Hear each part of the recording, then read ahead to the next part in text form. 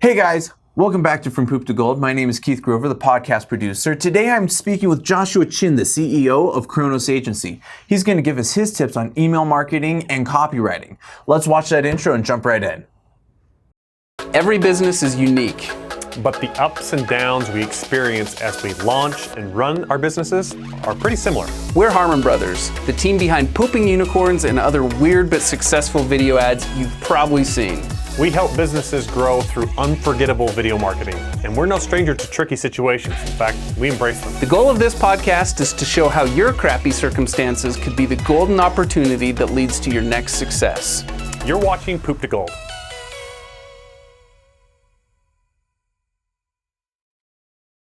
Welcome back to From Poop to Gold. My name is Keith Grover. I'm the podcast producer here at Harmon Brothers. Today we have a very special guest. Today we have Joshua Chin from Kronos Agency. How are you doing, Joshua?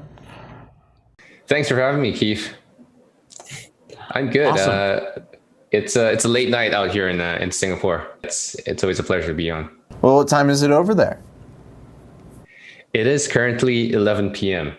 But I'm pretty used to taking late night calls. In fact, 60% of our clients are actually based out of the US, although myself and my team are based out of Asia.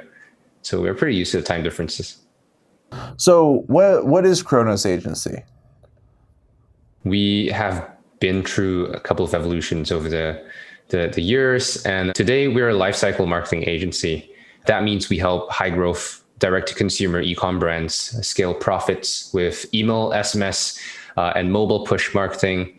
And we're a global team of 80 people that acts as basically an extension to our clients' businesses. We're a full-service retention marketing agency. And I'm proud to say this, 90% of our business is built off referrals. Clients and partners love us. And that's kind of how we've grown so quickly over the years. Wow. The fact that you've been able to grow your business this far by referrals is really great. It's definitely a huge compliment to the work that we have done. So I do have some questions about Kronos Agency, but I'll save those for a little later. Let's get first into the nitty-gritty. How did you get started? What is the history of Kronos Agency? Ooh, all right. Here's the start of the agency. It was never meant to be an agency per se. Kronos was actually launched in a dorm room, and that was back in 2017.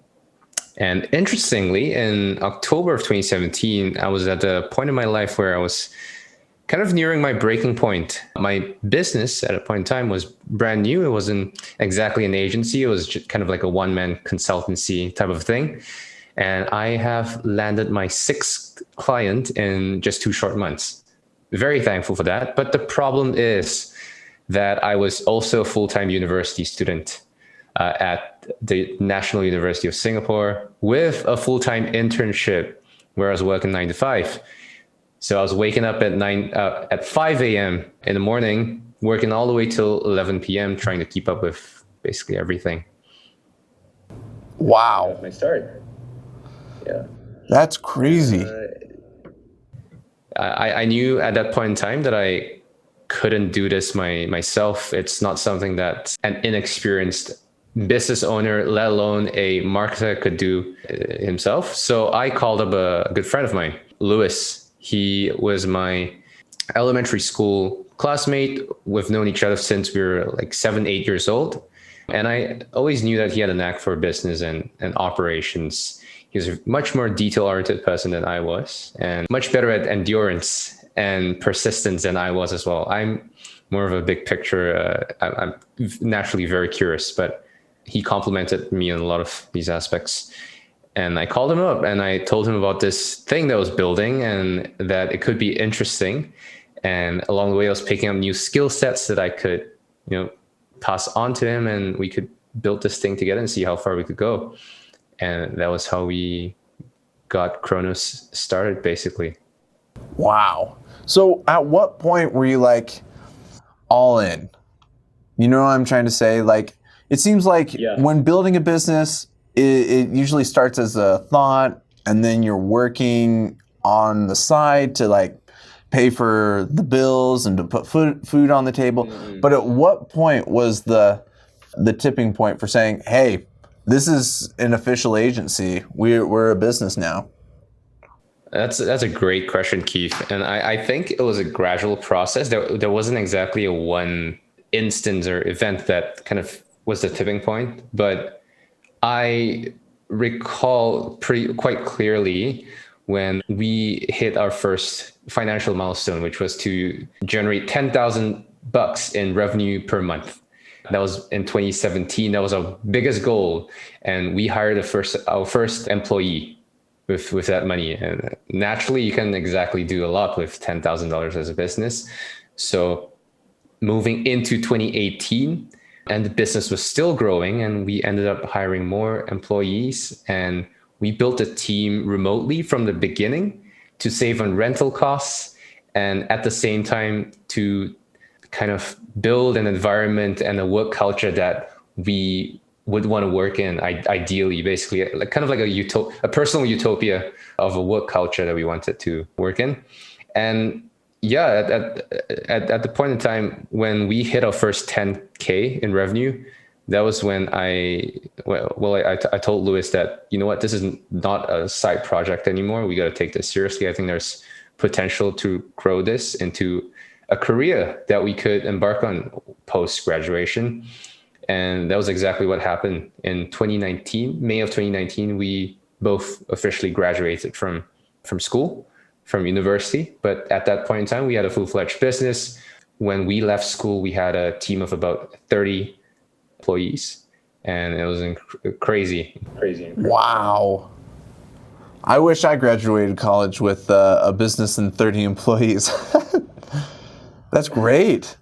It was great, but lots of trade-offs and sacrifices along the way that we made consciously, intentionally. We said no to a lot of different things and different opportunities that came along the way in order to make this work. Yeah, super thankful to be able to do what we've done. Wow. Well, let's kind of get into the nitty-gritty here, because the business or the story you just told was like a really happy one. Well, what's the dark night of the soul of the business, or even your personal life? What's your poop moment? Ooh, there are so many. There are just so many. All right, let me break down a few. Let's see. When we had to fire our first employee. Whoa. That was tough. I mean, as someone who's inexperienced, not just in business, but in the working world, like completely, we didn't exactly know how to approach that.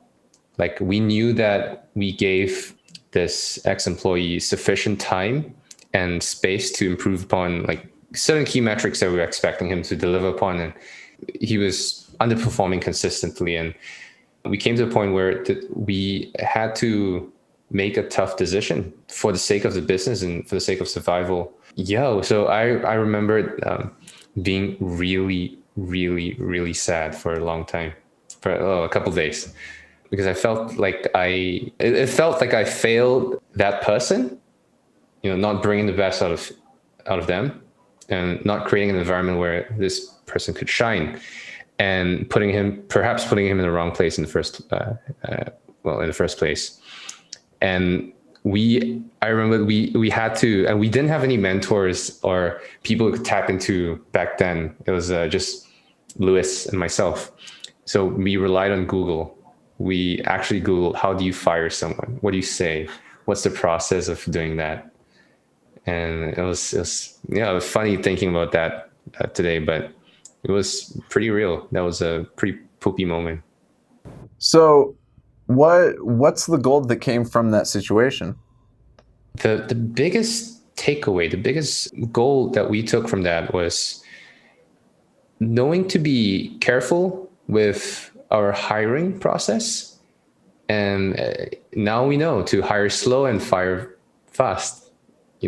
Putting people in the right place from the get-go is what we try to do today. That's why we take our time with interviews and assessments, and we make it a point to do reference checks and making sure that we're absolutely 100% certain that this person is going to perform in their role. But yeah, it sounds simple right now. I mean, it's common knowledge, but it did take us that experience and a couple more others to really embody and understand what that truly means in practice. Wow. Hire slow, fire fast. That's great advice for any entrepreneur. Absolutely. It might, at that point in time, we were excited. The business was growing and we were just in a hurry to just put someone in the seat, just put a butt on the seat to make sure that there's at least someone there, a body that's making things happen. But in the long run, or even in the midterm, it just created a little bit more harm than good. Wow. So thanks for sharing that story with us. Now, kind of flipping into more of your business. I did a lot of research on you. I noticed that you say more often than not that email marketing is not dead. Mm-mm. So explain that to me. How is email marketing not dead? Email often comes as an afterthought. Not so much anymore today, but when we first started out in 2017, that was kind of still in the I guess earlier stages of the Shopify ecosystem exploding and e-commerce as a result of that. And a lot of people were just not taking email seriously. But when we looked into the stats and the data, email actually accounts for anywhere from 20 to 30% additional margins compared to any other marketing channels, which makes sense. When you're marketing through email, you're essentially saving on costs on ads, on your CPA, and things like that you just don't have to worry about when you're running a strong, solid email program. There are kind of curveballs that's thrown at us all the time.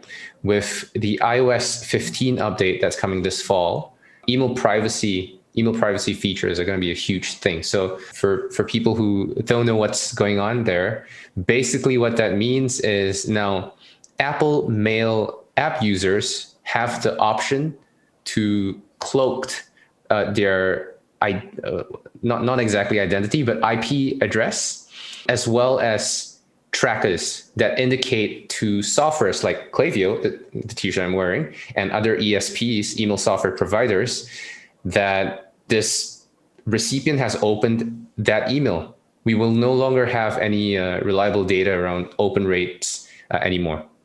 And because Apple Mail users account for according to Litmus, it's about 46% of all email openers in the world. It's going to be significant enough to kind of just kill open rates as a metric, as far as we understand so right now. And my team is working on a couple of new strategies to kind of counteract that and work around those limitations. Yeah, it's just one of a little setback that could really change the way that we do things. But it doesn't mean that email is no longer valid from a user's standpoint. We still rely on the email for communication all the time. That's how I ended up on Poop to Go. So it's a part and parcel of our daily lives, and I don't think it's going away anytime soon. That's great. And thanks for updating me about the email updates. So what, if you don't mind us diving into the curveball being thrown at you up ahead, well, what is your team trying to do to combat it? There are a couple of things. Number one, on a strategic level, just spending the time that we have before the update comes to really understand the segments that we have in our clients' stores and what drives behavior, what people prefer, and kind of compiling as much information as we can today. And we've been doing this since day one. We actually kind of hold a repository of insights and A/B test results from every single brand that we work with to thoroughly understand what exactly drives a behavior, a conversion event for specific segments of customers. And the more you're able to kind of extract that and build a case and story, or rather a playbook for your brand, the better equipped you're going to be going into kind of the blind zone. And that's number one. But going into iOS 15 and beyond, we're looking at creating alternatives to to things that rely on the open rate metric. For instance, segmentation that indicates engagement. How do you know if your customers or your subscribers are still engaged with what you're sending them now that you don't know if they have opened up your emails or not reliably? One way to, as a proxy to understand that, would be to look at other metrics, including clicks, click rates, place order rates, add to cart rates, product page views, as well as active on-site measures. And all these metrics are still available. And I think that just relying on these additional metrics to kind of measure out segments that are highly engaged and not engaged would still be pretty valid and still very useful. That's as far as I have gathered thus far, but I'm pretty sure we'll come up with new ideas along the way. Yeah, there's definitely time out there. So part of email marketing is the copyright. Do you have like a copywriter that you've hired, or do you do the copyright yourself, or like how did all that come about?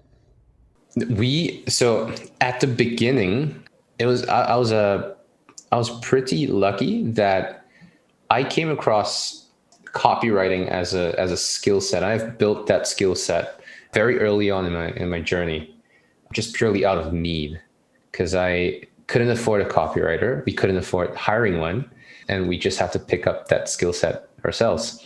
So at the beginning, both Lewis and I were copywriters, designers, email integrators, specialists, and tech support and account manager all in one. And obviously that wasn't the most efficient or effective way to run a business, nor to create success for our brands. But today we have a specialized team of copywriters from different parts of the world. And we realized that there are still little nuances that apply to certain regions just because you grew up there, and that you just cannot replace with someone who doesn't come from that market. And because our clients are largely global and they sell to different markets all the time, so we found that really helps a ton. Awesome. So you mentioned that there's some things that are meant locally, but let's get into like some advice on copywriting. So for our audience, we have mostly entrepreneurs, maybe some people who want to go global. What are some like international copyright laws, quote unquote, that these people can start following today, that they can just increase their business and hopefully one day end up working with you so they don't have to do their own copyright? I'll talk about a few things on that. And bear in mind that I'm definitely no expert on this topic.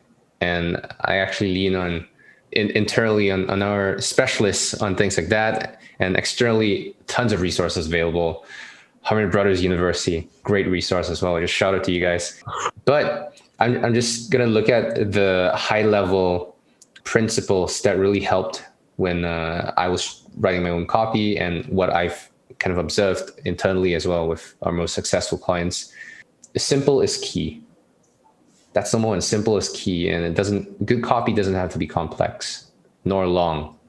That's often a misconception that I had to really drill down in my own head sometimes. So simple is key. Simple is good. Number two, the way a copy sounds or how it seems don't necessarily matter as much as its results. So if a copy might seem bad to a person or an individual, it doesn't matter, because at the end of the day, you're not the person paying for the products, the end consumer. So that is basically saying, think from the end consumer and user and reader's point of view, and create copy that would appeal to that person versus what appeals to you. Those are two biggest principles that I've taken away. Resources, books, I read a ton of books that helped me a lot in copywriting and learning the craft of copywriting. My number one favorite is, and has always been, Breakthrough Advertising by Gene Schwartz. It's a little bit more than just copywriting, but I think it lays out the fundamental principles of what good marketing looks like and what good copy would stem from. Oh, and a cheat code, Hemingway Editor. I believe it's a free app. Hemingway Editor. Hemingwayapp.com. It just makes your writing so much clearer, cleaner, and just bold. I love it. It's so easy to use, and it's free. I just cannot understand why it's free. Oh man, that's great. There's a lot there for our audience to take away from. Where, I guess we're in the final questions right now. Where can our audience find you? What platforms are you most active on? How can they get in touch with your business? Yeah, for sure. If you'd like to connect with me, I'm available on most socials. It's just Joshua Chin. On Facebook especially, I'm pretty active there. LinkedIn as well. Or you can email me at joshua@chronos.agency. That's CHRONOS.agency. Or you can go to the website, chronos.agency, to learn more. We got a ton of resources as well. We give out tons of free content. We have a dedicated marketing team just putting together our best insights internally and just putting it out there to the world. And so that's the best way to get to know us. Great. Awesome. To our audience, if you liked whatever Joshua Chin said, make sure to go check out Chronos Agency. For those of you who learned something from this podcast, make sure to put it in the comments below, and make sure to like, share, and subscribe. And we'll see you on the next one.